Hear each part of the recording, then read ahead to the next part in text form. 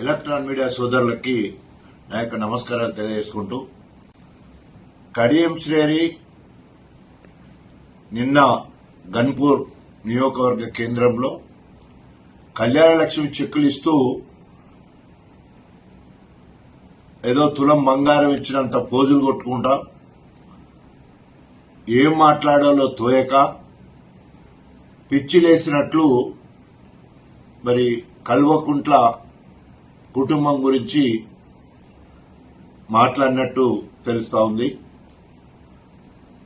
అది నోరా మోరా నాలుక తాటిమట్ట రోతగా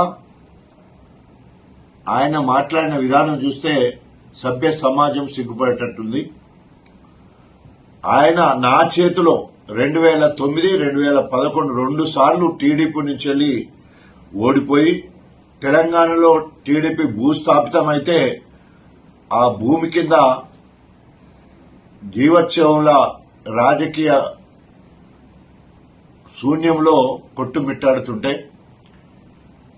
కేసీఆర్ గారు దయాదాక్షిణ్యాలతో ఆయనను టీఆర్ఎస్ పార్టీలో చేర్చుకోవడమే కాకుండా తన జీవితంలోనే అత్యుత్తమమైన డిప్యూటీ సీఎం పదవి ఇచ్చి, అంతకుముందే ఎంపీ ఇచ్చి, 2 సార్లు ఎమ్మెల్సీ ఇచ్చి, విద్యాశాఖ మంత్రి ఇచ్చి 10 సంవత్సరాలు ఫ్రీగా ఉండకుండా అన్ని చట్టసభల్లో పనిచేసే విధంగా కార్యక్రమం చేసి ఆఖరికి ఎగనామాలు చెప్పి పోయే ముందు కూడా ఆయన బీఆర్ఎస్ పార్టీ ఎమ్మెల్యేగానే బయటికి పోవడం జరిగింది. ఇన్ని చేసిన కేసీఆర్ గారిని మాట్లాడడానికి నీకు నోరెట్లొచ్చింది? కాంగ్రెస్ కు కాసుల కమ్ముడు పోయి బిడ్డ కోసం కక్కుర్తిపడి బిడ్డకు రాజకీయ భవిష్యత్తు కల్పించుకొని కుక్కిన పేరు లెక్క పడుండాల్సిన నువ్వు ఈరోజు మరి సూర్యుడు లాంటి కేసీఆర్ మీద ఉమ్మేసే ప్రయత్నం చేస్తున్నావు. ఆకాశం ఎత్తునున్న కేసీఆర్ గారు, నువ్వు ఉమ్మేస్తే అది నీ మీదే పడుతుంది తప్ప కేసీఆర్ మీద పడదు. అది నీకు పాపం కలుగుతుంది. ఎందుకంటే అన్నం పెట్టిన వాళ్లకు సున్నం పెట్టే జాతి నీది. నీ నోటనే అన్నావు కదా కేసీఆర్ గారిని జాతిపిత అని. తెలంగాణ జాతిపిత అన్నావు. తర్వాత కాళేశ్వరం ప్రాజెక్టు వరప్రదాయని, మానస పుత్రిక అద్భుతము అని నువ్వే మాట్లాడి పవర్ పాయింట్ ప్రజెంటేషన్ కూడా చేసినావు కదా. మళ్లీ ఇవాళ కూలే కాళేశ్వరాన్ని మాట్లాడడానికి నీకు నోరెట్లొచ్చింది కడియం శ్రేయ గారు? అరే నువ్వు ఒకవేళ కనుక నీకు లోకల్ బాడీ ఎన్నికల్లో సర్పంచులు గెలిచినాం, మున్సిపాలిటీలు గెలిచినాం, బై ఎలక్షన్ లో జూబ్లీ హిల్స్ తర్వాత అక్కడ కంటోన్మెంట్ గెలిచినావు అంటున్నావు కదా. మరి ఇంకెందుకు ఆలస్యం చేస్తున్నావు? ఎట్లా గెలుతావు కదా నువ్వు, వెంటనే రాజీనామా చేయి నువ్వు. ఎందుకంటే అది హైదరాబాద్కు వస్తే అసెంబ్లీలోనేమో నేను బీఆర్ఎస్ ఎమ్మెల్యేనంటావు, గన్పూర్కి వస్తే కాంగ్రెస్ ఎమ్మెల్యేక్క కారు కూతలు కూస్తా ఉంటావు. ఇదెక్కడి న్యాయం నీకు? ఇదెక్కడి ప్రజాస్వామ్యము?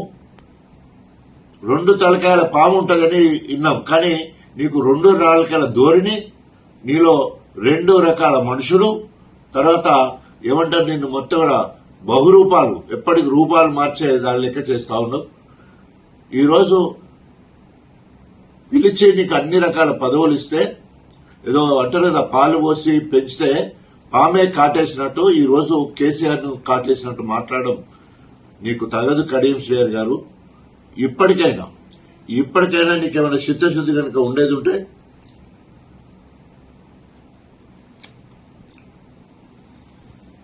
బయటికి వెళ్తలేవు, బయటికి రా చూసుకుందాం అన్నట్టు మాట్లాడుతున్నావు.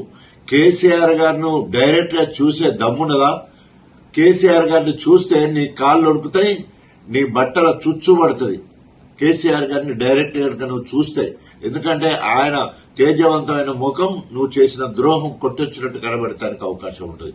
అంతేకాకుండా నువ్వు ఫిరాయింపులకు రారాజు, ఫిరాయింపులు చేసట్లో దిట్టవు.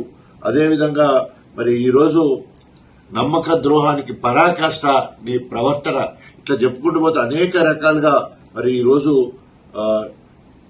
ఉన్నది. అదేవిధంగా ఈరోజు అందరి చేత కేసీఆర్ చేత లాభం పొందినవు, కేటీఆర్ చేత లాభం పొందినవు, హరీష్ రావు చేత లాభం పొందినవు.